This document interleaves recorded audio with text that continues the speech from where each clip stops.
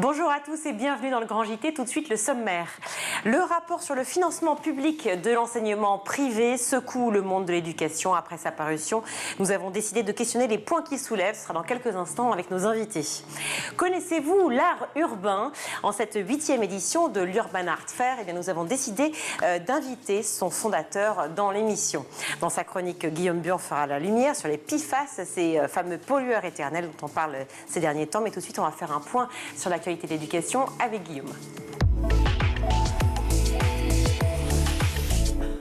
Guillaume, bonjour. Bonjour Virginie, bonjour à tous. C'était une promesse de la ministre des Solidarités, Aurore Bergé. L'a décidé l'été dernier, créer un pass colo. C'est fait, lancement aujourd'hui. Effectivement, l'objectif du gouvernement de créer un nouveau rite républicain.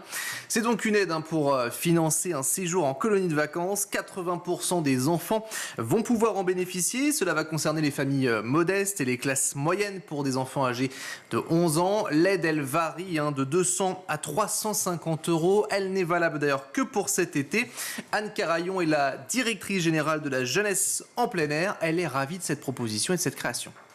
On espère bien que ça va pouvoir faire partir toute une génération en colonie de vacances. Juste avant de rentrer au collège, c'est très très important ce que permettent les colos. On va apprendre à se débrouiller, on va apprendre à aller vers d'autres enfants, on va découvrir de nouveaux lieux essentiels pour l'entrée au collège. Le prix est le premier frein. Le deuxième frein, c'est la connaissance et la confiance dans ce que sont les colos. Donc une opération comme le pass colo est importante parce que ça lève le frein financier et puis ça va permettre de faire parler des colonies. Alors, plus d'1 million d'enfants sont partis en colonie et en séjour l'an passé, contre près de 4 millions en 1960. La liste des séjours éligibles à cette subvention est d'ailleurs mise à jour sur le site internet jeune.gouv.fr. En visite sur le chantier du site olympique du Grand Palais, Emmanuel Macron en a profité pour faire le point à 100 jours du début des Jeux olympiques et paralympiques. Et déjà face à une possible attaque terroriste, le président a reconnu que la France disposait de plusieurs alternatives. Ainsi, la cérémonie d'ouverture des JO, organisée, rappelons-le, sur la scène, ne pouvait pas s'y tenir. Elle pourrait se dérouler au Trocadéro, voire un possible déplacement au Stade de France. Sur le plan de l'éducation à présent et du sport, le président conserve le cap d'une nation sportive. Écoutez. On devienne enfin complètement une grande nation sportive. On est une nation qui a porté et qui porte de très grands athlètes, mais où le sport n'est pas au cœur forcément du projet de la nation. Le sport, par les valeurs qui sont les siennes, le respect, la tolérance, les règles, a des vertus éducatives. Le sport ensuite a des vertus sanitaires. C'est le meilleur système de prévention. Et on a une des épidémies cachées du monde contemporain dans lequel on vit, c'est l'obésité des jeunes. Et le sport, c'est ce qui permet aussi la confiance en soi. Des jeunes qui ne réussissent pas forcément dans les matières académiques sont bons en sport et retrouvent la confiance. Tout ça fait que le sport doit être au cœur du projet de l'école. Alors pour ce faire, Emmanuel Macron était donc l'invité exceptionnel de RMC ce matin. Il a fait le point d'ailleurs sur ce qui a déjà été mis en place. On a mis une demi-heure de plus, on a mis l'évaluation en 6e grâce aux profs de PS. C'est là qu'on se rend compte qu'il y a des élèves qui sont pas bien coordonnés. Le sport permet de détecter aussi d'autres pathologies parfois. Et puis les 2 heures de plus au collège. Mais surtout derrière ça, on embarque tout le mouvement associatif et on refait aussi les infrastructures. Et ce qu'on a fait ces dernières années, c'est plus de 5500 infrastructures sportives nouvelles et on va continuer, on en aura 10 000 en tout dans l'héritage. C'est pas simplement les jeux une fois par siècle, mais le sport c'est un truc qui nous change la vie. Parce que ça nous enthousiasme, vivre des émotions, des expériences, ça nous fait connaître d'autres, ça nous fait rendre bien dans notre corps, ça nous donne confiance en nous-mêmes.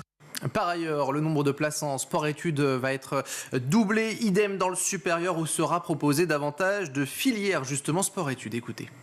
Tous les enseignants qui vraiment jouent le jeu le constatent. On a beaucoup d'enfants qui parfois sont turbulents, hyperactifs. La demi-heure de sport, ça vous permet de bien apprendre. Donc ça pour moi, le sport dans le projet de l'école, c'est au cœur de la mission pédagogique de l'école parce que ça permet d'être en bonne santé, ça permet de mieux apprendre et ça permet d'avoir la confiance en soi. Et ça, on va le rendre irréversible à l'école, au collège, au lycée.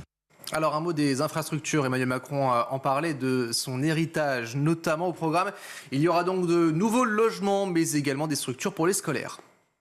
L'héritage, ce sera quoi? Plus de 4000 logements. Donc de l'activité, des logements, dans des quartiers qui en ont tellement besoin et qui sont des quartiers de renouvellement urbain essentiels. Le centre aquatique olympique, on va livrer là une des piscines de la Seine-Saint-Denis pour tous les scolaires et les associations. Il y aura à côté du paddle, il y aura des terrains de foot en salle. À Marseille, des infrastructures, elles vont rester aussi pour permettre justement la voile, la natation. Enfin, sur un sujet plus d'actualité, le président a été interrogé sur les dernières violences des semaines passées aux abords des établissements. Et pour lui, le sport est l'une des solutions.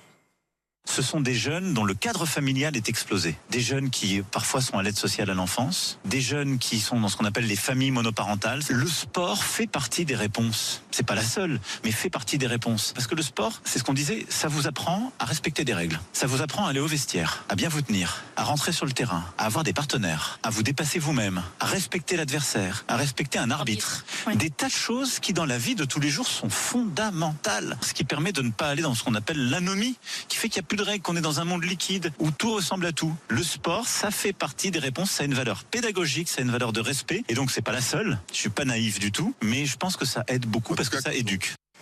L'enquête administrative lancée par Nicole Belloubet après l'agression de Samara à Montpellier se prolonge d'une semaine. Néanmoins, nous avons déjà les premiers résultats de l'enquête. Effectivement, il y avait une situation conflictuelle complexe connue dans l'établissement et qui était suivie de près. Autre constat, c'est l'usage malveillant étendu des réseaux sociaux, notamment au travers de comptes fichas, enverlant affiches. Cela permettait de mettre des photomontages humiliants, des vidéos détournées à l'origine notamment d'un climat d'agressivité. Les propos aussi en cause apparaissent comme à caractère sexuel et sexiste. Une vingtaine de personnes ont été entendues.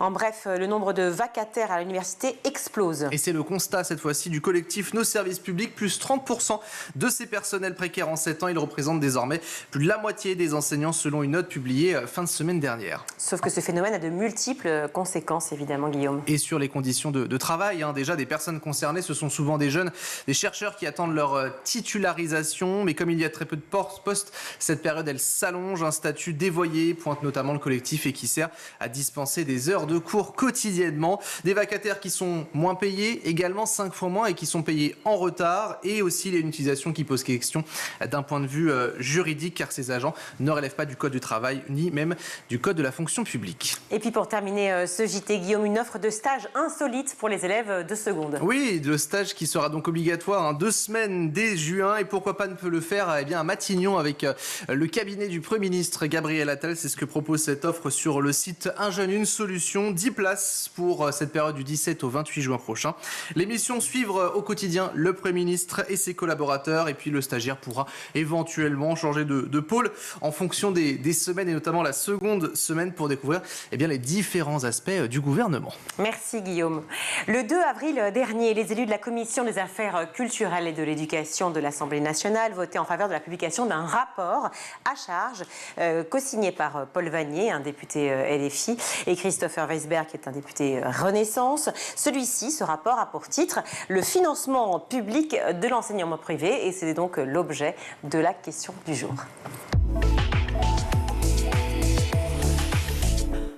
Roger Chudeau, bonjour. Bonjour madame. Merci beaucoup d'être avec nous. Vous êtes député RN du Loir-et-Cher. Vous êtes déjà venu sur le plateau du Grand JT. Merci d'être avec nous à nouveau aujourd'hui. Mardi 2 avril, les élus de la Commission des affaires culturelles et de l'éducation de l'Assemblée nationale ont voté en faveur de la publication d'un rapport dont on va parler aujourd'hui. Un rapport intitulé « Le financement public de l'enseignement privé ». Est-ce que vous avez déjà lu ce rapport, Roger Chudeau ? Je l'ai lu, il fait 175 pages, je l'ai lu, je l'ai commenté, je suis intervenu en commission. Et évidemment, ni moi ni mon groupe, nous l'avons voté, d'ailleurs pas plus que le groupe Les Républicains. Il a été voté par essentiellement la gauche et le centre. Ça n'est pas un rapport, c'est un réquisitoire. Pourquoi un réquisitoire ? Eh bien parce que vous y disez des choses tout à fait scandaleuses. Exemple, on laisse entendre dans ce rapport que, par exemple, il y aurait des détournements de fonds. L'enseignement. C'est la question qui est posée surtout en fait. Oui, c'est la question. Est-ce que c'est une affirmation ou une question ? Ah, mais là c'est une affirmation. C'est les deux rapporteurs, Vannier et Weisberg, écrivent qu'ils soupçonnent des détournements de fonds de la part de l'enseignement diocésain. Notamment, puisqu'en fait c'est le cœur de cible. L'enseignement catholique, c'est 96% d'enseignement privé. Donc, soyons clairs, c'était ça le cœur de cible de M. Vannier. Ils expliquent aussi qu'on ne respecte pas la liberté de conscience des élèves. Ce qui me paraît assez scandaleux, parce que ça n'est pas du tout prouvé. Ils le supposent, mais ils l'affirment quand même. Et enfin, ils affirment que la mixité sociale n'existe plus à cause de l'enseignement, enfin, que la mixité sociale dans l'enseignement public n'existerait plus à cause de l'enseignement privé, qui capterait, c'est le terme capter, les meilleurs élèves à son bénéfice. Mais c'est une question on peut quand même légitimement se poser. Je veux dire, je ne prends pas parti, vous le savez bien, je suis journaliste, ce n'est pas mon point, je pose des questions. La question, Roger Chuzot, c'est de savoir, effectivement, quand les parents, les familles mettent leurs enfants dans l'école privée, alors souvent catholique, vous l'avez dit, à 96%, hein, elles sont catholiques, pour d'autres, effectivement, juives ou musulmanes, ou hors contrat, ou laïques. Voilà, ou hors contrat, mais complètement hors contrat, ce qui n'a rien à voir, donc c'est plus sous contrat avec l'État. Pour ces écoles-là, les familles choisissent souvent pour plusieurs raisons, et notamment, effectivement, pour cette histoire de niveau scolaire, pour l'absentéisme des professeurs et pour tout autre argument qui sont exposés. Et oui, c'est Mme Oudéa-Castéra qui a expliqué pourquoi elle avait mis ses enfants dans le privé, exactement en reprenant ces arguments-là. Non, je pense que la question de fond, c'est pas la mixité, c'est la réussite. Pourquoi est-ce que les gens, les classes moyennes et les classes moyennes supérieures, fuient désormais l'école publique? Eh bien, c'est parce qu'on n'y réussit pas bien, c'est parce que la sécurité n'y est pas assurée, c'est parce que les remplacements ne sont pas assurés, parce qu'il y a 10% de contractuels qui ne sont absolument pas formés. Bref, le service public d'enseignement est malade. C'est le grand corps malade de l'État. Et enfin, avec l'hôpital, il y en aurait bien d'autres. Pardon. Est-ce que c'est pour autant que l'argent qui est donc réservé au financement de l'école privée sous contrat ne doit pas être donné au financement de l'école publique? Un élève de l'enseignement privé sous contrat coûte 2 fois moins cher qu'un élève d'enseignement public. Ça, c'est aussi dans le rapport. Donc, c'est une donnée objective. Donc, on ne peut pas dire que, comment dirais-je, l'enseignement privé s'engraisse, n'est-ce pas, sur le dos de l'État ou des contribuables. Ça n'est pas vrai. Ensuite, cet argent est versé pour un service public. C'est-à-dire que l'enseignement privé, il faut s'en souvenir, est sous contrat d'association, donc il est, d'une certaine manière, il a une délégation de service public. Il enseigne exactement la même chose, dans les mêmes conditions que l'enseignement public, et les professeurs sont payés par l'État. Alors, les professeurs sont payés par l'État, effectivement. 75% du financement est fait par l'État. Et le reste, à charge par les familles et associations, c'est ça? Oui, c'est ça. Familles, associations, dons, etc. Entreprises aussi? Entreprises, c'est possible. Hein, pour les établissements qui peuvent toucher la taxe d'apprentissage, c'est possible, en effet. Oui. Donc, si on reprend le problème de la mixité sociale, ces familles-là, effectivement, sont des familles qui sont plutôt aisées, qui mettent leurs enfants dans l'enseignement privé? Le rapport montre que c'est très, très variable. On parlait de la Bretagne à l'instant, hors micro. En Bretagne, par exemple, il y a des établissements où l'indicateur de position sociale, l'IPS, est très comparable avec un établissement public. Ensuite, les prix, l'écolage, les montants à verser à l'établissement sont modulés en fonction de la situation sociale des familles. Il n'est pas vrai qu'il y ait un barrage d'argent. Ça n'est pas vrai, c'est faux, carrément. Donc, si vous voulez, je pense que c'est plutôt une question culturelle. Un enseignement catholique privé sous contrat n'est jamais gratuit, par exemple. Non, il n'est jamais totalement gratuit, c'est vrai. Il y a une partie des frais qui est demandée aux familles, mais il y a des aménagements pour les familles qui sont impécuniaires ou qui ont des difficultés, impécunieuses plutôt, et qui ont des difficultés. Et donc, non, la vraie question qu'il y a derrière l'espèce de mantra de mixité sociale, c'est la question de la réussite du système éducatif. Ça ne fonctionne plus très bien dans le système public, donc les gens, naturellement, fuient, évite, comme on dit, fuient vers l'enseignement privé. Et ceci est tout à fait déplorable. Il ne devrait pas y avoir ce genre de choses. On devrait pouvoir choisir l'enseignement privé en fonction de ses convictions, par exemple, éducatives, pas seulement religieuses, hein, aussi éducatives. Parce que les pédagogies sont différentes? Les pédagogies sont proches. Il y a le caractère propre de l'établissement qui... Bon, on estime en général que dans l'enseignement privé, les élèves sont un peu mieux tenus, mieux accompagnés. Pas serrés, je ne veux pas dire qu'ils sont caporalisés, mais ils sont mieux accompagnés, mieux portés. Pardon de rebondir là-dessus, encore une fois, c'est pour pouvoir bien comprendre. Quand vous dites qu'ils sont mieux tenus, ça veut dire quoi? Ça veut dire qu'on essaie d'être dans l'entre-soi aussi, par famille, par établissement? Non, je ne pense pas qu'il y ait de l'entre-soi. Je pense que dans l'enseignement diocésain, on a une tradition éducative qui remonte à très très longtemps, puisque autrefois, avant l'enseignement public, c'est l'Église qui a enseigné les élèves, les enfants. C'est une tradition d'accompagnement individualisé. Je pense que c'est probablement ça qui intéresse le plus les familles, n'est-ce pas? Et puis le côté aussi disciplinaire, c'est-à-dire que quand vous rentrez dans un établissement privé, vous signez un contrat de scolarité qui comprend des items relatifs au comportement. Et donc, les établissements ne font pas trop de détails quand les comportements deviennent déviants. Et quand il y a des perturbateurs, rapidement, il y a sommation et même parfois, comment dirais-je, l'établissement peut se séparer de l'élève, ce qui est très difficile dans l'enseignement public. Vous pensez que c'est difficile ou est-ce que c'est carrément exclu qu'on puisse punir un élève qui se comporte mal dans le public? Ah non, on le peut. Simplement, il y a eu, si vous voulez, des allers-retours. Il y a eu une époque du pas de vague, il paraît que c'est terminé, mais enfin, je demande à voir. Hein. Et à l'époque du pas de vague, il ne fallait pas faire trop de conseils de discipline. C'était mal vu. C'était presque un indicateur de dysfonctionnement de l'établissement. Maintenant, on tord la barre de l'autre côté, n'est-ce pas, grâce à M. Attal, qui a parfaitement senti ce que veulent les Français, et on revient à un système d'autorité. Moi, ça m'amuse d'ailleurs parce que Mme Belloubet, il y a quelques années, disait l'autorité, c'est une faribole, c'est un truc de droite, et maintenant, elle affirme haut et fort que l'autorité, c'est absolument l'horizon indépassable de l'école. Bon, on peut en douter. Non, mais dans l'enseignement public, on peut sanctionner les élèves, évidemment. Le problème, c'est qu'il faut les garder dans l'enseignement public. C'est-à-dire que quand un élève est exclu par un conseil de discipline pour des comportements inadmissibles, l'autorité académique est obligée, jusqu'à 16 ans, de le replacer dans un autre établissement public. Ce qui fait que parfois, des élèves qui, décidément, sont des perturbateurs, nés, perturbent ainsi ou troublent ainsi la sérénité de 2 ou 3 établissements. Nous avons là-dessus, des opinions et puis des solutions à proposer. Hein. Il faut retirer ces élèves du circuit et les mettre dans des établissements dédiés. Ça existe.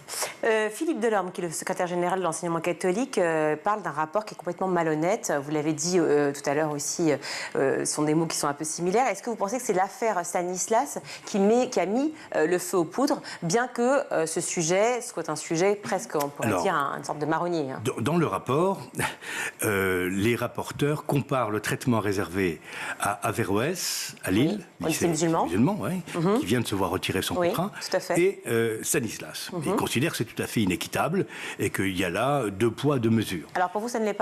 Non, pas inéquitable? ça ne l'est pas du tout. Pourquoi? Parce que si on a retiré le contrat à Averroès, c'est que Averroès ne respectait pas un certain nombre de principes républicains et que c'était en fait une officine islamiste. Bon, donc il n'y a pas besoin d'officine, enfin c'est interdit.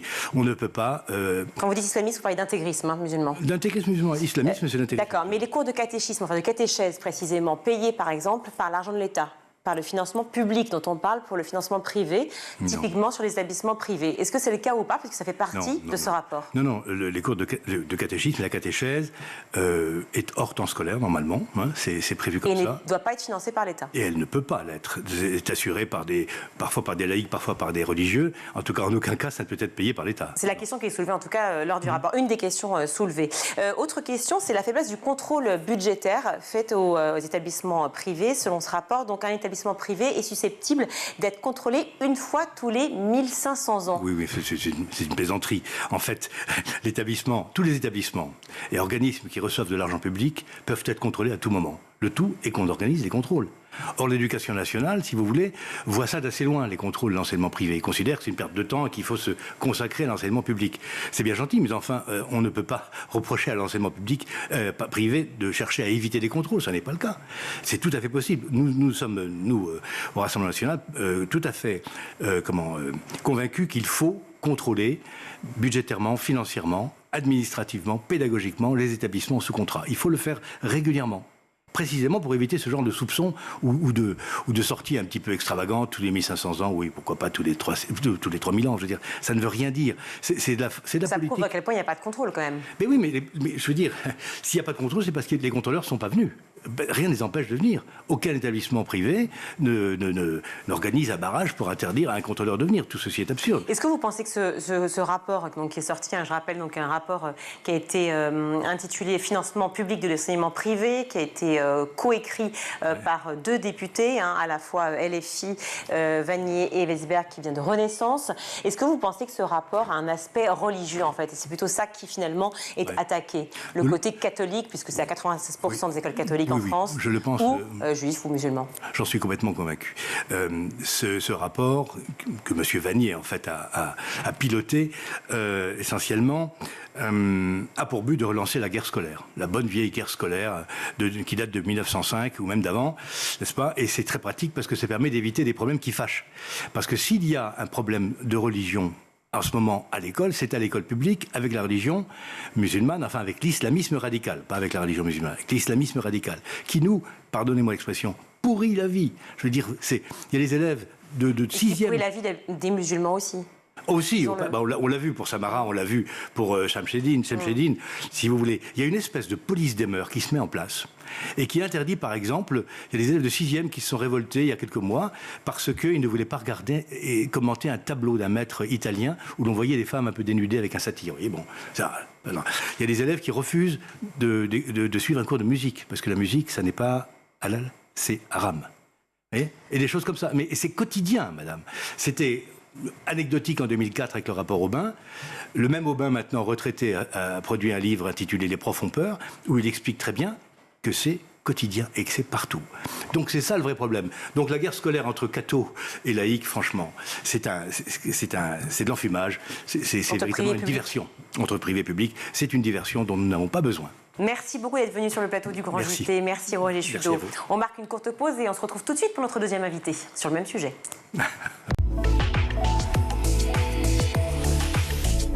Jérôme Fournier, merci beaucoup d'être avec nous sur le plateau du Grand JT. On parle toujours de ce rapport qui est sorti, ce rapport publié par les élus de la Commission des affaires culturelles et d'éducation à l'Assemblée nationale, rapport intitulé « Le financement public de l'enseignement privé ».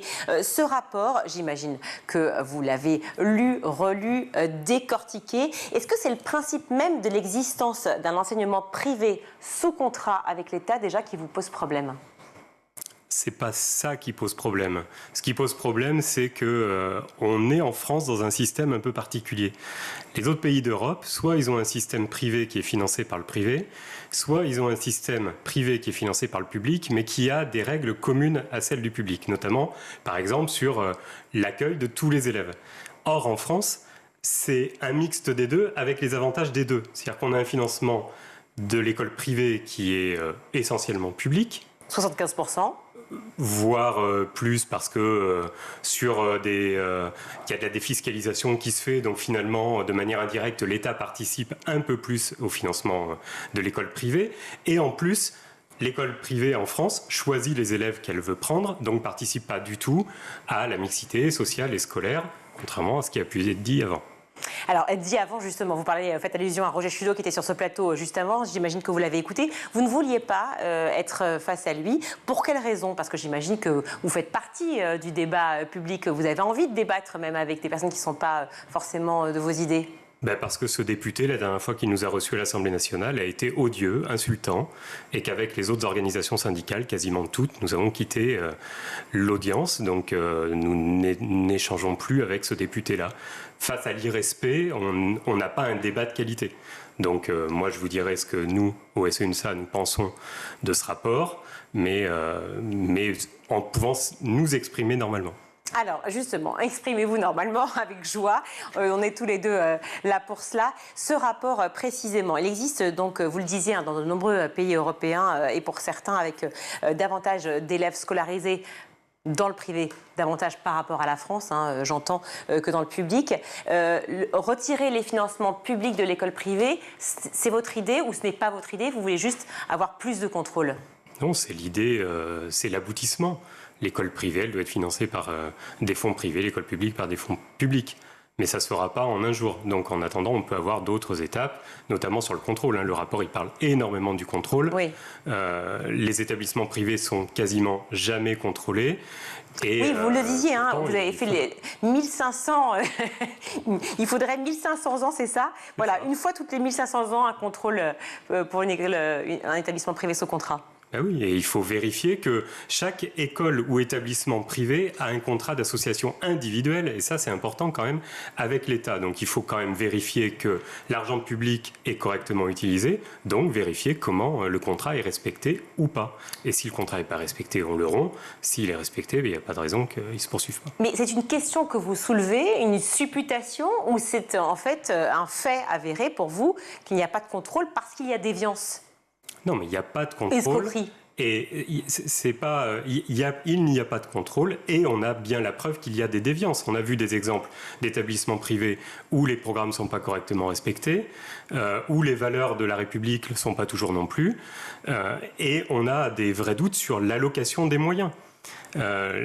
Il est très vraisemblable que l'allocation ne soit pas exactement fait de la même manière pour les établissements publics que pour les établissements privés, par exemple. Alors, elle serait faite de quelle manière, cette allocation ? Par exemple, les établissements publics, on alloue des moyens en milieu d'année, quand on prépare la rentrée suivante, et autour de l'été, c'est-à-dire fin juin, fin août, on ajuste. On enlève des moyens quand les élèves présents sont moindres que ce qu'on avait anticipé. Ça, on ne l'a pas dans les établissements privés, par exemple. C'est-à-dire qu'il faut que l'établissement privé soit financé en fonction des besoins réels. Et ça, c'est un contrôle qu'il faut opérer parce que si vous gonflez vos effectifs ou si vous aviez prévu des effectifs qui ne sont pas là, eh bien vous avez toujours les mêmes moyens alors que dans l'enseignement public, on vous les retire. Donc voilà les contrôles qu'on pourrait faire. Je vais poser la question justement au député Roger Chudeau des cours de catéchisme qui auraient pu être financés par l'État. Est-ce que, à la lecture de ce rapport qui fait plus de 170 pages, effectivement, c'est ce qu'on lit entre les lignes. Certains établissements, effectivement, n'auraient pas une réelle répartition vraiment définie, effectivement, des financements de l'État. Est-ce que c'est ce que vous relevez aussi ? C'est ce qui est noté. Nous, on n'est pas allé enquêter, donc, mais c'est ce qu'on lit. Donc, effectivement, en fait, la transparence, elle naît du contrôle. Donc, personne ne devrait avoir peur du contrôle, finalement. Si chaque établissement n'a rien à se reprocher, il n'a rien à craindre d'un contrôle. Et finalement, tout le monde saurait que l'argent public est correctement utilisé. Si ce n'est pas le cas, il faut... Mais alors pourquoi ces contrôles ne sont pas réalisés ? Vous supposez en fait en disant cela que l'enseignement privé pourrait quelque part diriger ces contrôles Non, je ne sais pas ce que je dis. C'est que le ministère aujourd'hui ne se met pas en capacité de faire les contrôles régulièrement. Donc il suffirait qu'il décide de le faire. Et les filles proposaient de sanctionner les établissements privés qui ne respecteraient pas aussi la mixité sociale. Est-ce que la sanction financière, selon vous, est une solution ? Il peut y avoir un système de bonus-malus qui nous semblerait effectivement très efficace. On ne respecte pas certains critères qu'on établit, comme celui-là par exemple, on a un malus. Il n'y a pas de raison finalement quand on n'a pas de mixité scolaire, je parle, pas sociale. Je parle de mixité scolaire. Quand on n'a pas de mixité scolaire et qu'on a un très haut niveau scolaire, c'est pas compliqué de faire court finalement. Donc on a besoin de moins de moyens. On a besoin de plus de moyens quand on a des élèves beaucoup plus en difficulté. Et les IPS montrent bien quand même que l'immense majorité des établissements privés ont des élèves meilleurs et plus favorisés en moyenne que l'enseignement public. Donc il n'est pas illogique qu'on tienne compte de cette répartition-là des élèves pour financer les établissements et les écoles. Il y a aussi le sujet géographique. Pour certaines régions, effectivement, qui sont un peu plus enclavées, c'est vrai que certaines familles choisissent aussi l'école privée parce qu'elle est peut-être plus à côté de chez eux que l'école publique. Voilà un autre problème. C'est-à-dire que nous, on milite pour que dans chaque village, commune qui accueille un établissement privé, il y ait un établissement public. Voilà, et les familles auront un vrai choix. Parce que finalement, quand il n'y a qu'un établissement privé, on appelle ça l'enseignement libre, mais là, on contraint finalement les parents à y aller pour des raisons géographiques, comme vous l'avez dit. Donc, voilà quelque chose qu'on pourrait revoir. Quand un DAZEN ou un recteur ferme une école, finalement, s'il y a une école privée qui reste, les parents n'ont plus le choix et on les contraint à l'enseignement privé. On a laissé, selon vous, s'installer justement cette contrainte de la localisation géographique au détriment justement de l'imposition des... Ça, c'est les politiques publiques depuis des dizaines d'années qui ont laissé faire, effectivement. Je ne dis pas qu'elles ont encouragé, mais elles ont laissé faire de la même manière qu'on a laissé s'installer des établissements privés parfois en bordure de quartiers un peu défavorisés, de manière à capter une partie des élèves de ces quartiers-là qui vont plus dans les écoles ou les établissements publics. Donc oui, le laisser-faire a créé une sorte de complicité. Alors on parle de la mixité sociale depuis longtemps. Plusieurs, à la fois, on a eu beaucoup de ministres de l'éducation depuis quelques années. Ils ont tous essayé de voter en faveur de la mixité sociale, notamment dans l'enseignement privé sous contrat qui, je crois, scolarise environ 2 millions d'élèves, il me semble, en France. Est-ce que cette mixité sociale, du coup, effectivement, est davantage actualisée, si je puis dire, aujourd'hui ? Pas vraiment. Et puis, c'est pas que de la mixité sociale, parce que la mixité sociale, ça veut dire qu'on va mesurer le nombre de boursiers. Mais ce qui est important, c'est la mixité sociale et scolaire. Parce que si vous prenez des élèves boursiers, effectivement, vous améliorez la mixité sociale, mais comme les établissements privés choisissent leurs élèves, ils prennent les bons élèves en règle générale. Donc on peut prendre des élèves en situation sociale défavorisée, mais d'un bon niveau scolaire, et on ne résout pas le problème de la mixité scolaire. Donc il ne faut pas s'arrêter à mixité sociale, surtout pas. C'est la mixité sociale et scolaire, et c'est à partir de là qu'on peut regarder s'il y a un meilleur équilibre, mais aujourd'hui non. Et alors ça veut dire que comment on expliquerait aujourd'hui le succès de l'enseignement privé? Est-ce que pour vous, le fait que effectivement l'argument avancé des professeurs toujours absents dans le public et donc moins dans le privé serait du fait que justement le financement n'est pas suffisant dans le public et devrait être retiré du privé? On a une fausse idée du succès du privé en fait. Il suffit de regarder les résultats des établissements publics qui ont les mêmes IPS que les établissements privés pour se rendre compte qu'ils sont identiques. Donc, tout est affaire de mixité scolaire et sociale. Oui, c'est une fausse idée, ces bons résultats. Enfin, ils existent vraiment, mais il n'y a rien de particulier dans l'enseignement privé qui fait des bons résultats, sauf d'avoir des bons élèves. Quand vous êtes en fin de 4e ou en début de 3e et que vous voyez arriver dans le collège public un élève qui arrive du privé et qui vous explique qu'on lui a expliqué qu'il relevait d'un secteur géographique public pour poursuivre sa scolarité, ça veut dire qu'on a choisi de se séparer d'élèves qui auraient fait baisser les résultats, par exemple, de l'établissement privé. Donc ça existe, ça aussi, et beaucoup plus que ce qu'on croit. Donc moi, je ne veux pas qu'on oppose l'enseignement public à l'enseignement privé sur les résultats, parce que les résultats, ils sont faussés par la manière dont c'est organisé. D'accord. Ça veut dire qu'aujourd'hui, on devrait sanctionner davantage, effectivement, les établissements privés aussi sous contrat, qui justement virent les élèves qui ne sont pas suffisamment au niveau. Parce que tout à l'heure, le député Chudeau parlait de ça, mais c'est l'honneur de l'école publique que de garder et de scolariser tous les élèves. Forcément, c'est facile pour l'enseignement privé. Un élève dérape, un élève ne respecte pas une règle, on s'en sépare et on n'a pas obligation de le reprendre dans un autre établissement du même type. Au moins, l'école publique, elle a cet honneur-là. Bon, c'est déjà bien. L'idée d'Alain Savary d'une grande école publique, un grand service public laïque, c'est votre idée aussi? C'était l'idéal. Bon, après, on a bien vu ce que ça donnait et je ne suis pas sûr qu'aujourd'hui, on soit en capacité de le faire. D'abord, on n'a pas pu le faire en 1984. Aujourd'hui, probablement pas. Donc, il y a sûrement d'autres manières de faire pour casser ce déséquilibre, cette inéquité qui existe. Mais vous parlez d'aboutissement quand même, je l'ai entendu en début d'échange, donc c'est quand même un objectif. Ce que je vous ai dit, c'est financement privé pour l'école privée. Merci beaucoup en tout cas. Merci d'avoir été avec nous, Jérôme Fournier. Vous êtes secrétaire national UNSA. On va marquer une courte pause dans le Grand JT et on se retrouve juste après. Merci. En avril, les athlètes s'engagent pour l'école sur School TV. Respect, discipline, esprit d'équipe, le sport véhicule de nombreuses valeurs éducatives et démocratiques. Alors comment donner envie aux jeunes de faire du sport? Comment les inspirer et susciter des vocations? Réponse le 23 avril prochain, à l'occasion d'une table ronde exceptionnelle. Patrice Boisfer donnera la parole à des athlètes de haut niveau, parmi lesquels le footballeur Olivier Dacour et le nageur Frédéric Bousquet. Ensemble, ils évoqueront leurs souvenirs d'école, leur parcours sportif et ils tenteront d'inspirer la jeune génération. Rendez-vous dès 17h30 en direct sur School TV. School TV, imaginons ensemble l'école de demain.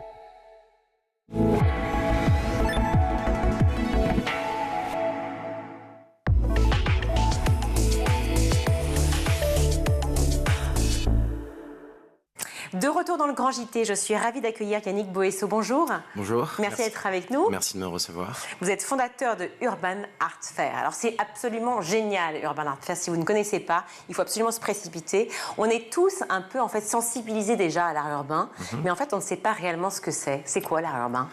Alors l'art urbain, étymologiquement parlant, c'est de l'art dans la rue déjà. Il y a beaucoup de styles différents. Alors contrairement au cubisme, à l'impressionnisme, qui sont des mouvements picturaux, l'art urbain c'est plutôt une culture. Donc il y a plusieurs styles à travers cette culture qui sont proposés dans la rue. D'accord, proposer dans la rue, donc ça veut dire que ça a démarré dans la rue forcément. Ça a démarré avec quoi? Avec des graphes? Avec quoi? Alors ça démarre à plusieurs endroits dans le monde très différemment. Ça démarre par exemple à New York via le hip-hop sur des trains. Donc les artistes écrivent sur les trains pour être vus à Manhattan. Ils vont commencer à développer leur style à ce moment-là. Ça commence avec de la propagande aussi. Mussolini, des pochoirs. Donc Blake Lerat regarde des pochoirs quand il est petit, des vestiges un petit peu. Il va vouloir reproduire ça. Chaque mouvement, chaque localisation dans le monde a sa propre histoire avec l'art urbain. Mais toujours avec un message, évidemment, comme dans l'art en général, bien sûr, soit politique, soit sociétal, soit peut-être même amoureux, parce qu'on a vu aussi les premiers graphes avec, je ne sais plus comment s'appelle cet artiste hyper connu, mais mondialement connu, qui écrivait des messages d'amour pour sa chérie, pour qu'il la repère. Oui, Cornbread. Voilà, Cornbread. Il l'a fait sur un avion, l'avion des Jackson 5, sur un rhinocéros dans un zoo, effectivement. Voilà. Donc en fait, il y a des messages la plupart du temps, notamment Shepard Fairey qui lui, après un projet d'études, a créé des messages contre l'establishment qu'il a commencé à proposer dans la rue. Néanmoins, on a aussi la rue comme toile de fond, comme une vraie toile finalement, et les artistes vont pouvoir proposer des œuvres figuratives aussi, avec du style, tout simplement. Je suis allée récemment voir l'exposition de Space Invader. Ouais. C'est quand même un immense bâtiment, les anciens locaux du Journal Libération, qui ont été transformés pour cette exposition de Space Invader, dont on voit partout dans les rues, à la fois à Paris et bien sûr dans le monde entier. C'est absolument faramineux. Et au départ, on se dit, mais qui est ce type qui a investi les lieux, évidemment, sans avoir demandé? Sans avoir demandé, et puis avec le temps, les œuvres sont protégées par la ville, en grande partie. Il y a aussi des réactivateurs qui viennent remettre des œuvres qui sont endommagées. Et le propre d'Invader, c'est d'avoir créé un jeu aussi dans la rue. Donc toutes ces œuvres apparaissent sur une application qu'on peut flasher. Donc ça s'adresse aux petits et aux grands. Il y a des gens qui voyagent pour ça. Donc c'est intéressant. Oui, application que j'ai depuis un petit moment. Je peux vous dire que mes enfants ont beaucoup flashé. 8e édition donc, de l'Urban Art Fair, première foire internationale dédiée donc, à l'art urbain, qui se tiendra du 25 au 28 avril sous la halle du Carreau du Temple à Paris. Qu'est-ce qu'on va pouvoir y retrouver? Beaucoup de galeries qui exposent? Oui, alors il y aura 42 exposants qui viennent principalement de France, même de Paris, puisque c'est une place très forte du marché de l'art urbain. On a des galeries qui viennent d'Europe en général, une galerie qui vient de Chicago. On va avoir également des installations à l'extérieur du Carreau du Temple, des conférences et des projections, notamment le vendredi 26, et quelques projections assez attendues, des avant-premières, une avant-première notamment d'un film qu'on a tourné en Alabama l'année dernière avec l'artiste John Wan. Donc j'invite à découvrir, ce sera 18h30 le vendredi, et quelques installations hors les murs, notamment Galerie Lafayette, sur le mur Oberkampf, voilà. Ah oui, donc on peut effectivement à la fois venir au Carreau du Temple, mais aller aussi se balader dans Paris et retrouver ces expositions-là. Quel artiste on va retrouver aux galeries? Alors on va retrouver l'artiste 7. Ah ouais. Donc sur une installation. Qui était venu ici? Ouais, sur une installation sur l'enfance, on va dire, jusqu'au ciel, qui a aussi une exposition au Musée en Herbe actuellement. Qui se finit, je crois. Qui se finit. Qui se finit. Voilà, donc ça s'adresse un petit peu à tout le monde et ça va être assez joli. Quelle est la place de l'art urbain aujourd'hui en France et dans le monde en général? Alors la place en France, très récemment, il y a eu quelques acquisitions qui ont été faites par le Centre Pompidou. Donc on peut dire qu'il y a une place un petit peu institutionnelle qui commence à exister. En termes de marché, ça dépend vraiment des artistes, puisque dans l'art urbain, il y a plusieurs micro-marchés. On peut parler de Banksy, d'Invader, de JR et d'autres artistes comme ça. Il y a beaucoup d'artistes émergents qui sont soutenus, qui ont une grande place en fait, puisqu'ils voyagent, donc ils sont découverts à travers le monde de façon régulière par les réseaux sociaux. Donc ce sont des artistes très suivis. Mais si on prend John Wan, JR, Banksy par exemple, ce sont des artistes qui ont des cotes extraordinaires. Est-ce qu'on vous pourriez, pour ceux qui nous regardent et qui ne connaissent pas vraiment encore l'art urbain, nous dire quelles sont les cotes de ces artistes aujourd'hui? Alors évidemment les cotes évoluent, hein, mais pour qu'on se rende compte. Il y a vraiment tous les prix de ces artistes-là un petit peu. En fait, il y a des éditions aussi qui existent, des œuvres plus accessibles. Même JR, on peut trouver des très belles photos à peut-être 1200, 2000 euros, si je me trompe pas. John Wan, c'est pareil, des lithographies qui sont faites en très bonne qualité avec des méthodes un petit peu ancestrales, enfin entre guillemets, de lithographie. Il y a des murs entiers aussi d'immeubles. Enfin, c'est monumental comme l'art urbain. Oui, Oui. Alors ça peut être micro, sur des petites mosaïques d'Invader justement, comme des œuvres, notamment un jeune artiste qui sera là à Urban Art Fair, qui vient de faire une œuvre de 1200 mètres carrés à Fréjus, César Malfi, pour ne pas le citer. Donc oui, tout est possible. Et qu'est-ce que vous pensez par rapport à l'impact de l'Urban Art Fair, justement, de l'exposition que vous proposez, en fait, cette foire plutôt que vous proposez au Carreau du Temple, je rappelle les dates, du 25 au 28 avril à Paris, l'impact de l'Urban Art Fair sur la reconnaissance et la légitimité, justement, de ces artistes de l'art urbain? Alors c'est une vaste question, encore une fois il y a beaucoup de cas particuliers, mais si je peux prendre un exemple, il y a un collectif d'artistes qui s'appelle le 9e Concept, qui était là à la première édition en 2016, qui était en collectif du coup, et chaque artiste aujourd'hui, plusieurs artistes de ce collectif sont aujourd'hui des artistes qui ont explosé, comme Romain Froquet par exemple, qui a fait une fresque aux États-Unis la semaine dernière. Donc en fait l'art urbain via Urban Art Fair, qui est un des acteurs importants on va dire, permet aussi de mettre en lumière à un instant T ce qui s'est passé un petit peu dans l'année pour chaque artiste, et idéalement non pas de juste montrer ce qui s'est passé dans l'année, mais de créer aussi quelque chose de nouveau pour cette occasion. Là, on vient de citer beaucoup de très grands artistes, très connus et reconnus dans ce monde-là, mais évidemment, il y en a des centaines, des milliers d'autres qui sont un peu planqués. Est-ce que c'est difficile de les repérer? Est-ce que c'est pas aussi un monde un peu compliqué, puisque le but aussi, c'est un peu de se cacher quand même. Souvent, ils sont grimés, on les reconnaît pas. C'est encore une fois de l'art de rue, donc qui n'est pas légitime, en tout cas, qui est interdit souvent. Maintenant, il l'est pour certains, mais pour d'autres, non. Donc, est-ce que c'est pas difficile de les repérer? Il y a quelques exceptions, effectivement, d'artistes qui ne veulent pas être repérés. Il y en a beaucoup qui souhaitent être visibles aussi. Je peux prendre un exemple, notamment, il y a un collectif d'artistes qui s'appelle One Up, qui a 1 million de personnes qui les suivent sur les réseaux sociaux, qui a décidé de ne pas faire la foire cette année, justement pour garder leur ADN finalement vandale et ne pas être visible sur une place de marché. Ils seront peut-être là l'année prochaine, on verra. De façon générale, non, les artistes sont contents d'être vus, sont contents aussi de faire des murs autorisés et de pouvoir s'exprimer avec peut-être moins d'adrénaline, mais avec plus de temps aussi, et de proposer une œuvre aboutie. Est-ce que par rapport à d'autres places comme Berlin, il faut convaincre aussi pour les grandes villes comme Paris, Lyon, Marseille, pour ouvrir l'espace justement à l'art urbain? Alors, je connais très mal Berlin, pour être honnête. Je pense que Berlin. Vous devriez y aller. Je vois un petit peu ce qui s'y fait, mais c'est plus qu'il y a des endroits qui sont historiques à Paris, des endroits qui sont un peu plus abandonnés à Berlin. Donc quand c'est abandonné, on a envie aussi de mettre en lumière, de mettre en valeur par l'art. Après, Paris est clairement la capitale au monde de l'art urbain, du marché, et aussi des personnes qui suivent ce mouvement, on va dire. Donc en tout cas, on n'a rien à envier aux autres pays. Ah bah, tant mieux, pour une fois, c'est pas mal. On peut s'en féliciter. Merci beaucoup Yannick Boesso d'avoir été avec nous. Vous êtes le fondateur de l'Urban Art Fair, donc qui a lieu, prenez des petites notes, voilà, ça se tiendra du 25 au 28 avril, sous la halle du Carreau du Temple à Paris. C'est pas loin, le métro est juste à côté, enfin c'est génial, allez-y, vous allez adorer, avec vos enfants, avec tout le monde. 42 exposants, plus de 100 artistes présents, je crois que c'était à peu près 15 000 visiteurs, c'est ça l'année dernière, quelque chose comme ça. Exactement. Et donc des expos les murs, vous avez tout compris, foncez-y. Merci beaucoup d'avoir été avec nous. On va retrouver Guillaume Buan pour sa chronique.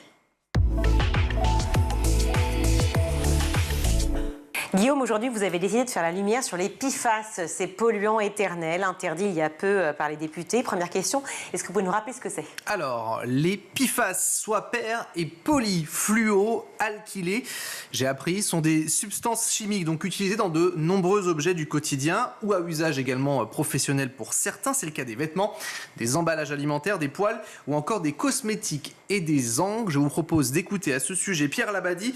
Il est chimiste de l'environnement, directeur de recherche à l'unité mixte de recherche du CNRS. C'était chez nos confrères de France Culture. On estime qu'il y a 10 à 12 000 composés dans la famille, au moins 4 800 si on prend la définition de 2018, ce qu'on appelle un numéro CAS. C'est comme une plaque minéralogique, si vous voulez, un numéro non ambigu pour identifier les composés. On a toujours du mal à l'appréhender, on est obligé de distinguer des sous-classes et finalement on a toujours eu un temps de retard par rapport à l'industrie pour savoir exactement sur quel composé travailler. En termes de recensement, on est certain de ne pas être exhaustif en fait, c'est une des seules certitudes qu'on ait. On sait qu'on peut travailler en routine dans les laboratoires de recherche en chimie de l'environnement, en toxicologie sur potentiellement quelques dizaines de composés, peut-être aller jusqu'à la centaine. On évoquait potentiellement des milliers de composés présents dans l'environnement. Donc en fait, l'image qui est souvent utilisée, c'est celle de l'iceberg. On travaille sur la partie émergée et justement, on cherche à faire progresser le front des connaissances pour avoir une meilleure idée de la partie immergée. Vous l'aurez donc compris, ces substances sont tout simplement omniprésentes dans notre quotidien. Et alors pourquoi on a recours justement à ces substances ? Eh bien, elles sont tout simplement très prisées pour leur caractère anti-adhésif, imperméabilisant et résilient également à la chaleur. Les PFAS contiennent dans leurs molécules, pour faire un petit peu de chimie et de science, des chaînes carbone-fluor. C'est une liaison chimique réputée incassable, mais qui se dégrade très mal dans notre environnement. L'origine, il faut remonter à 1940, c'était notamment très utilisé du côté des militaires, et dans les années 2000, la toxicité de ces substances a été révélée au grand jour, laissant progressivement place à la restriction et à l'interdiction de certaines. Alors comment sommes-nous tout simplement exposés à ces PFAS ? Réponse de Pauline Servant, elle est docteure en pharmacie et toxicologie, là aussi engagée en santé environnementale chez Génération Future, et c'était sur France Culture. C'est très bien établi que l'alimentation est la voie principale d'exposition de l'homme. L'alimentation et l'eau potable. Les sols sont contaminés et les PFAS contenus dans les sols se transmettent dans les aliments, et aussi par transfert de PFAS, mais dans une moindre mesure depuis les emballages qui contiennent des PFAS ou depuis les ustensiles de cuisine type casserole, poêle anti-adhésif qui contiennent des PFAS. Et donc justement, on parle des risques, parce que ce sont des risques pour notre santé. Effectivement. Et là encore, je vous propose d'écouter justement cette docteure Pauline Servant, elle nous explique les risques. Écoutez. Donc on a des effets très variés qui s'étendent des troubles du métabolisme, notamment des lipides, avec une augmentation des taux de cholestérol, donc avec des risques cardiovasculaires augmentés. Ils ont des impacts sur la capacité de reproduction, avec une diminution de la fertilité. La spermatogénèse en particulier ? Voilà, exactement. Chez les femmes aussi, avec un retard pour tomber enceinte. Il y a des effets aussi sur les fœtus, notamment sur le développement du cerveau. Les PFAS peuvent être toxiques sur la thyroïde, qui a un rôle très important in utero sur le développement du cerveau. Donc, il peut y avoir des conséquences d'une exposition in utero sur le développement cérébral au cours de la vie. Il y a des impacts sur le système immunitaire, avec une diminution de la réponse vaccinale chez les enfants. Et enfin, donc, il y en a certains qui sont cancérigènes. Alors, les PFAS sont également appelés polluants éternels. On en parlait, ils se dégradent extrêmement mal. Je vous propose justement d'écouter Pierre Labadie une nouvelle fois. Dans la sphère médiatique, on qualifie souvent les PFAS de polluants éternels. Donc c'est un petit peu abusif dans le sens où on a seulement quelques dizaines de composés au sein de la famille qui sont vraiment éternels, dans le sens où il n'existe pas de mécanisme de dégradation de ces composés dans l'environnement. Pour les autres, en fait, ce qui peut se passer, c'est qu'on peut avoir des processus de transformation, donc on pourrait s'en réjouir. On sait que les produits finaux de transformation sont des PFAS éternels. En fait, les PFAS sont soit éternels directement, soit indirectement. Et il y a un certain nombre de scientifiques qui considèrent qu'on devrait en fait limiter drastiquement, voire interdire l'usage des PFAS sur la seule base de la persistance et sur le fait que cette persistance engendre une accumulation dans notre environnement. C'est un legs pour les générations futures. Le 4 avril dernier, un projet de loi a été présenté et voté à l'Assemblée. Qu'est-ce que contient ce projet ? Et justement, la protection des générations futures, c'est l'objectif. L'article principal de ce texte prévoit d'interdire, dès le 1er janvier 2026, la fabrication, l'importation, l'exportation et la vente de tout produit cosmétique, produits de phare également, des produits qu'on utilise pour mettre sur les skis pour qu'ils puissent adhérer, et puis tous les produits textiles également d'ici à 2030. La loi prévoit en outre un contrôle sanitaire, là aussi c'est d'actualité, des eaux potables pour toutes les substances PFAS connues d'ici 2026, ainsi qu'un système de redevance financière pollueur-payeur. Celle-ci sera versée notamment aux agences de l'eau pour surveiller et traiter l'eau. Reste un petit goût amer pour les porteurs de cette loi qui demandait initialement l'interdiction des ustensiles de cuisine pour 2026. Un grand groupe s'est mobilisé, notamment un groupe qui produit des poêles, on s'en rappelle. Et donc il y aura encore l'utilisation de ces poêles, en tout cas d'ici 2026, ça devrait changer. Bon, la question également, c'est le retrait de ce texte ou non. Rendez-vous en mai prochain pour là aussi un débat au Sénat. Et on va y consacrer forcément une émission dans le Grand JT. Merci beaucoup Guillaume. Je vous laisse découvrir l'invité de la semaine de Malika Ménard dans Souvenirs d'écoliers.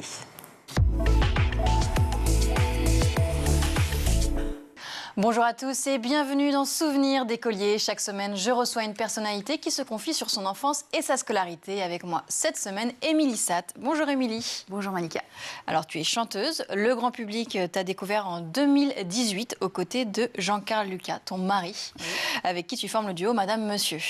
Cette année-là, vous aviez représenté la France à l'Eurovision et fini 13e avec le titre Merci. Titre qui est également devenu un livre que j'ai là, dont les bénéfices sont reversés à Merci, cette fille née sur l'Aquarius, en pleine Méditerranée, et sa maman. C'est bien ça ? C'est ça, exactement, ouais. J'ai tout bon ? T'as tout bon, parfait. Et puis, après l'Eurovision, il y a eu 3 albums, dont le dernier, Emmêler nos solitudes. Le dernier né. Et la suite pour Madame Monsieur, c'est quoi? La suite, écoute, on est encore en train de travailler sur cet album qui est un peu différent des 2 premiers, qui est un peu plus personnel, qui nous raconte un peu plus. Donc on est en train de Vous avez toujours écrit? Oui, bien sûr. Toujours écrit nos chansons. Et celui-là, c'est vrai qu'il est un petit peu différent des autres. On l'a fait chez nous, tout en intimité. Je pense qu'il nous ressemble un peu plus. Et c'est pour ça qu'on a fait une édition particulière. Que j'ai là.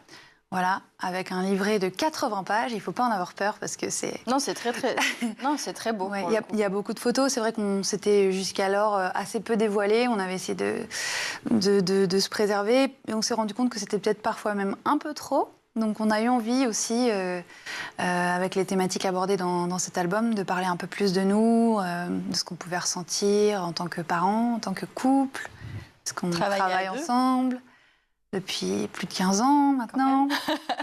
Voilà, donc on s'est un peu plus confié sur cet album-là. On arrête de se projeter dans le futur, on fait un petit flashback. Ouais. T'es OK? Déjà, t'as grandi où? J'ai grandi dans les montagnes au-dessus de Nice. C'est dans une ville qui s'appelle Vence. Ouais. Ton enfance là-bas, c'était comment? C'était super. C'était dans la nature. En fait, c'est la Côte d'Azur. Mais la Côte d'Azur, tu sais, vraiment un peu reculée, où finalement, on va presque plus se baigner dans les rivières que dans la mer. Et on est entouré de nature. Une enfance dans la nature. Une enfance dans la nature, quand même dans une ville d'une certaine taille, suffisamment grande pour pas non plus tourner en rond. Donc on pouvait faire les choses à pied, en vélo. C'est synonyme de bons souvenirs quand tu penses à l'enfance? Ouais, moi j'ai adoré mon enfance. T'avais des frères, des sœurs? J'ai un frère et une sœur, plus petits que moi. T'es l'aîné, donc des responsabilités. Je suis l'aînée. Ça, je sais pas si j'ai des responsabilités, mais en tout cas, je suis l'aînée d'une fratrie de 3 et voilà, c'est une enfance très douce. Moi, j'ai adoré l'état d'être enfant, en fait. Ça me manque même parfois. Et je sais qu'il y a des gens qui sont contents d'être adultes. Moi, j'ai bien aimé la douceur de l'enfance, ouais. Que des bons souvenirs alors quand tu penses à l'enfance? Ouais, j'ai de bons souvenirs. J'ai le souvenir que c'était une époque, une période où tout était possible. Et en fait, en grandissant, on se rend compte des limites qui sont autour de nous et qui ont différentes couches successives. Donc, l'insouciance. Grandir, c'est ça, c'est perdre un peu cette infinité de possibilités. C'est beau. Ouais. Voilà, écoute, j'écris des chansons. C'est déjà la fin de ce numéro. On se retrouve demain, toujours en compagnie d'Émilie Sade pour la suite de Souvenirs d'écoliers. Et tout de suite, c'est le meilleur de School TV avec le Zap.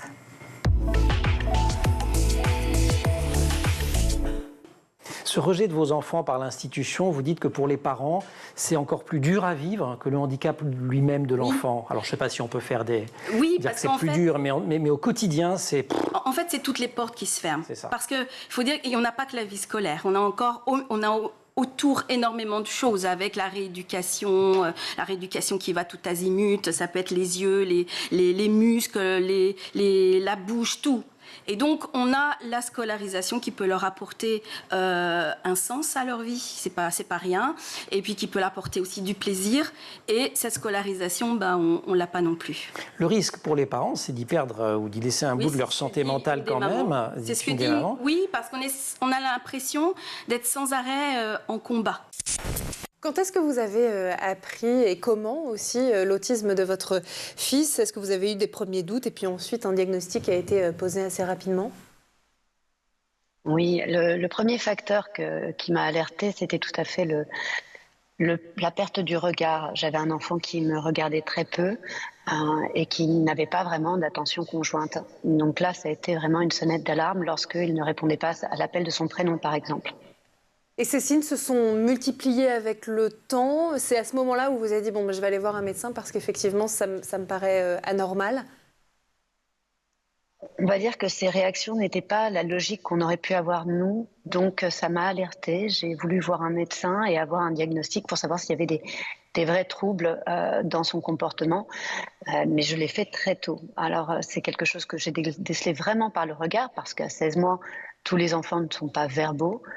Le mien était en retard au niveau verbal, mais ça ne voulait pas dire qu'il aurait été non-verbal. À 16 mois, on a pris les choses en main. Donc ma préconisation pour tous les parents, c'est si vous avez des signes. J'ai fait un site internet qui s'appelle sortirdelautisme.fr où je retrouve tous les pointeurs, je les explique, et il y a une checklist déjà pour faire un premier point, pour voir si on est touché ou pas avant d'aller voir un médecin. 10, le chiffre 10. 10 milliards d'économies, c'est ce que souhaite faire l'État. Oui. C'est ce qu'a dit Gabriel Attal. Je ne veux pas vous stresser, mais c'est un chiffre quand même assez important. Oui. Alors que j'ai quand même le sentiment que ça fait quelques mois, quelques années que vous êtes déjà un petit peu au régime sec. Là, ça pourrait drôlement se durcir. On fait comment? Alors, nous, au département, on a comme axe prioritaire l'éducation. Bien sûr, en plus de nos cœurs de compétences, à savoir l'action sociale. Donc aujourd'hui, au département, le premier budget d'investissement, c'est le budget de l'éducation. En termes de bâtiments, mais aussi en termes de fonctionnement, puisqu'on a plus de 19 millions chaque année qui sont consacrés à faire vivre nos collèges, à accompagner les projets pédagogiques. Mais oui, c'est pas facile. Donc là, tout à l'heure, on parlait de sobriété en termes bâtimentaires. Il est clair que les collèges que l'on construira dans les années à venir, puisqu'on travaille d'ores et déjà sur un nouveau plan collège, un plan bâtimentaire 2024-2030, eh bien, on va regarder si on ne peut pas faire des extensions avant de se lancer dans un nouveau projet. Voilà. On est aussi soumis maintenant à des lois, notamment la loi ZAN sur la zéro artificialisation des sols. Donc on consomme moins d'espace. Donc voilà, c'est toute une nouvelle approche qu'il faut avoir, aussi en termes bâtimentaires. Mais il faut aussi avoir la question importante qui est celle des transports, puisque l'objectif aussi, c'est de créer des établissements qui soient au plus près des centres de vie. Du côté des parents, dans les clés déculpabiliser, quand vous vous battez, dites-vous, on vous accuse de surstimuler votre enfant et de ne pas accepter son handicap. Et ça, vous l'avez vécu vous aussi? Moi, je l'ai vécu. On me l'a toujours dit que j'acceptais pas le handicap de mon enfant. Mais qui peut accepter le handicap de son enfant? Donc vous lui faites faire des trucs pour qu'il apprenne. Arrêtez de le surstimuler, c'est ça? Voilà. Moi, j'ai surstimulé sur un plan moteur mon fils. Résultat, il n'a pas de déformation du squelette. Bon, donc les résultats sont quand même là quand on le fait. En fait, c'est pas que nous on les surstimule, c'est qu'ils sont pas assez stimulés là où ils sont. On ne les stimule pas. Il faut le faire avec beaucoup de respect. J'ai commencé par là, c'est-à-dire ne pas les fatiguer, être respectueux effectivement du fait que tout ça c'est des efforts considérables par rapport à leur handicap, mais il faut quand même faire plein de choses, en sachant que plus ils grandissent, moins il y a de solutions, et plus c'est dur. Plus c'est dur parce que la porte de l'éducation nationale se ferme, les portes des instituts médico-éducatifs se ferment aussi, puisqu'ils peuvent y rester que jusqu'à l'âge de 20 ans. Et là, on n'en fait pas beaucoup pour les enfants, enfin pas assez. On ne fait pas grand-chose pour les adultes. Grands et les jeunes adultes. Voilà. Vous comprenez, sortir de l'autisme, on le comprend, c'était votre volonté. C'est aussi le titre de votre livre. Est-ce que vous comprenez qu'il puisse faire débat, ce titre, Valentine? Tout à fait. Hein. Justement, j'en profite. Merci de me poser la question. Alors, ce livre avait comme premier titre « Sauf qu'il peut ». Point d'interrogation, point d'exclamation. Le A était un 4 d'ailleurs, puisque mon fils est plutôt Asperger que autiste classique, on va dire. Mais ça a été un débat avec mon éditeur qui m'a forcé la main sur ce titre « Sortir de l'autisme » qui est plus vendeur. Là où j'ai accepté, c'est parce que sortir de l'autisme, ce n'est pas un point d'exclamation ni un point d'interrogation, c'est sortir de l'autisme. Et c'est là tout le débat. Est-ce qu'on doit sortir de l'autisme ? Pas forcément. Mon fils aujourd'hui a encore des traits de caractère, des traits du spectre autistique qui le rendent beaucoup plus fort. Donc encore aujourd'hui, je lui dis de temps en temps qu'il est autiste. Donc déjà, je pense qu'il y a un problème par rapport à la façon dont on perçoit l'autisme. Et par exemple, un jour, j'ai dit à un de mes amis qui était adulte, qui était Asperger, de toute évidence qu'il était autiste. Il a mis 1 an à me reparler, et puis ensuite, une fois qu'il l'a digéré, il est revenu vers moi en me disant « mais c'est génial de le savoir, nos différences nous rendent parfois plus forts ». Mais je comprends, et si j'ai fait du tort à certains autistes, et je le comprends, et d'ailleurs j'ai des échanges avec certains d'entre eux, je m'en excuse. Maintenant, ce livre, il a été écrit déjà pour moi, pour mon fils, mais surtout pour des parents qui auraient des enfants précoces, qui seraient diagnostiqués précocement. Ça veut dire que dans une bibliothèque, je veux qu'ils puissent avoir tout de suite les clés. Donc, ils vont voir le titre sortir de l'autisme. Ça va les interpeller. Si je me suis trompée par rapport à certains adultes autistes, j'en suis désolée, mais je pense que c'est bien dans le fait que ça va être pris en compte par les parents qui doivent tout de suite agir. Vous avez la main en revanche on en a parlé en début d'émission, sur l'architecture scolaire, effectivement, avec toutes ces rénovations. Est-ce que vous pensez qu'au-delà de l'aspect cosmétique, est-ce que c'est une véritable plus-value sur le climat scolaire et sur la capacité des élèves à pouvoir apprendre aussi? Le bien-être à l'école, au final? Alors, dans l'aménagement des cours d'école, enfin des cours de collège, dans la circulation des espaces, dans les lieux de vie, on voit que effectivement les besoins sont différents. On va livrer le prochain collège d'Ornay à la rentrée prochaine et on a équipé 3 classes avec du mobilier qui soit un peu plus interactif, qui soit plus modulable, voilà, pour s'adapter aussi, et puis s'adapter peut-être aux enseignants qui veulent proposer de nouvelles méthodes en fait d'enseignement, des choses qui soient peut-être plus participatives, permettre aux élèves de travailler dans des petits ateliers. Je crois que pour l'instant on ne l'a pas déployé dans d'autres collèges, mais effectivement on a toujours un volant mobilier dans notre plan. Et puis, s'il fonctionne, pourquoi pas le déployer dans d'autres collèges. Voilà pour le ZAP, c'est la fin de ce grand JT. Merci à vous tous de nous avoir suivis. Merci Guillaume d'avoir été avec nous. Et pas de quoi. On vous retrouve toute la semaine. Toute la semaine, exactement. Tous les jours, voilà, exactement. Réalisation, c'est Théo Boscar aujourd'hui. Le son, c'est Thibaut Gorille-Lafont. Le maquillage, Laure Audemont. Et Emma Ferré, Laura Girard à la rédaction. Très belle soirée. Ciao.